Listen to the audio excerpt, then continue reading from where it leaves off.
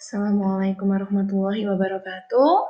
Hari ini di hari Jumat yang mulia ini kita akan belajar pembelajaran tematik tema 1 subtema 3 ke pembelajaran 3 tentang sifat bunyi yang dapat diserap dan dapat dipantulkan.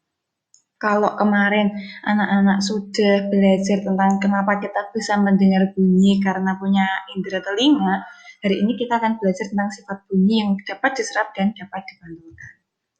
Bunyi dapat kita dengar karena bunyi merambat sampai ke telinga kita. Kemarin ya kita sudah belajar. Bunyi yang merambat dapat dipantulkan dan diredam. Diredam itu diserap oleh benda-benda di sekitar. Bunyi yang memantul pada benda yang permukaannya keras, rapat, dan mengkilap. Jadi bunyi itu bisa memantul pada benda-benda yang permukaannya keras, rapat, dan mengkilap. Sedangkan bunyi itu menyerap pada benda-benda yang permukaannya lunak dan berongga. Benda yang bisa memantulkan bunyi, contohnya tadi yang keras ya, batu, kayu, besi, seng, kaca, dan sebagainya. Sedangkan benda-benda yang menyerap bunyi, contohnya kapas, busa, wol, kain, kertas, karet, dan karpet. Nah, peredam bunyi digunakan pada gedung bioskop. Pernah ke bioskop anak-anak? Jadi meskipun di dalam bioskop itu suaranya itu sangat keras sama menggelegar, tapi di luar kan tidak terdengar karena bunyinya diredam. Kemudian di studio musik, kalau anak-anak pernah tahu ya, studio musik itu meskipun di dalam studionya ketika rekaman itu suaranya sangat keras, tapi di luar tuh tidak kedengaran. Ya. Kemudian di gedung pertemuan, tujuannya apa? Agar suara yang ada di dalam gedung tidak terdengar secara jelas, gitu ya, tidak terjadi keredam atau gaung. Jenis-jenis bunyi pantul berdasarkan jarak sumber bunyinya. Yang pertama, memperkuat bunyi asli. Jadi terjadi jika jarak sumber bunyi dengan dinding itu dekat, itu bunyi aslinya semakin kuat.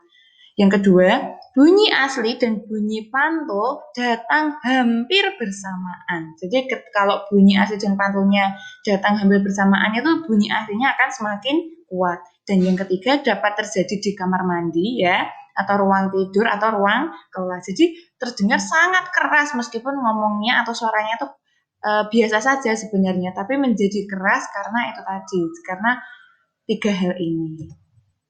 Nah, yang kedua, gaung atau kerdam. Bunyi pantul sebagian terdengar bersamaan dengan bunyi aslinya, sehingga bunyi terdengar tidak jelas. Nah, biasa terjadi pada gedung pertemuan tadi ya, atau gedung konser yang tidak menggunakan peredam, karena tidak di semua gedung itu menggunakan peredam, maka terjadi gaung atau kerdam. Dan yang ketiga adalah gema, yaitu bunyi pantul yang terdengar jelas setelah bunyi asli.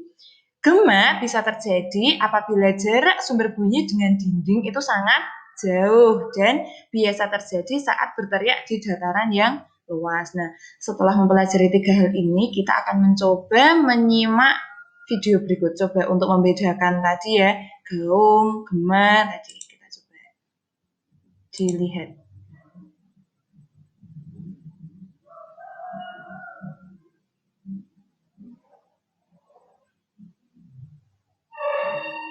Jenis bunyi pantul. Yang pertama yaitu bunyi pantul yang dapat memperkuat bunyi asli. Biasanya terjadi pada keadaan antara sumber bunyi dan dinding pantul jaraknya tidak begitu jauh, misalnya kurang dari 10 meter. Halo, apakah ada orang di sini? Halo, apakah ada orang di sini? Yang kedua adalah gaung, yaitu bunyi pantul yang terdengar kurang jelas atau tidak sejelas bunyi aslinya. Gaung terjadi karena bunyi pantul bercampur dengan bunyi asli. Reina, kamu di mana? Reina, kamu di mana? Reina, kamu di mana? Yang ketiga adalah gema, yaitu bunyi pantul yang terdengar setelah bunyi asli. Gema terdengar jelas seperti bunyi aslinya. Oke, itu tadi ya perbedaannya gaung, gema tadi.